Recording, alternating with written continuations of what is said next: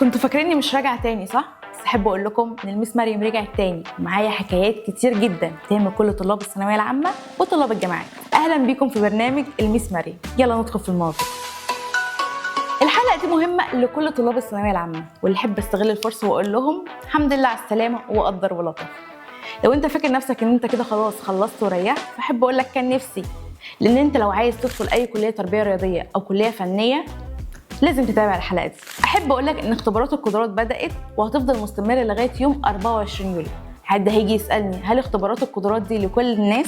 احب اقول لك ان اختبارات القدرات بس لطلاب الثانويه العامه 2025، وطلاب الشهادات المعادله والشهادات الفنيه فهي لسه ما اتحددتش. واحد تاني هيجي يسالني طب اقدم ازاي؟ وورقه وقلم واكتب معايا.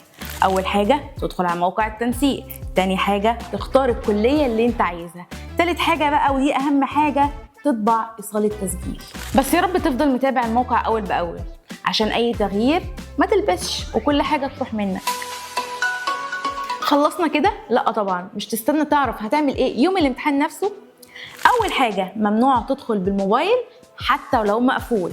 تاني حاجه روح بدري قبل الامتحان بساعه على الاقل. واحد هيفتكر نفسه لسه في امتحان الثانويه العامه وهيطلع الموبايل ويصور. احب اقول لك لو انت عملت كده رجلك عمرها ما هتخطي الكليه دي. فيا حبيبي اقعد من غير مشاكل عشان يومك ده يعدي على خير. واهم حاجه بقى ما تاخدش حد من اهلك معاك، لان هم اصلا مش هيدخلوا معاك وهيفضلوا واقفين بره والجو حر ومحدش طايق نفسه اساسا. ناس هتسالني هل لو ميعاد الامتحان فاتني وما روحتش هينفع ادخل تاني؟ احب اقول لك لا. لما انت من اولها اصلا وانت مش ملتزم هتعمل ايه بقى في الميد تيرم والامتحانات والدنيا اللي وراك دي؟ نصيحتي ليك التزم بالمواعيد والتعليمات وذاكر كويس علشان تدخل الكليه اللي انت بتحلم بيها. وبكده تكون خلصت حلقتنا النهارده من برنامج الميس مريم. استنونا في حلقات تانية كتير.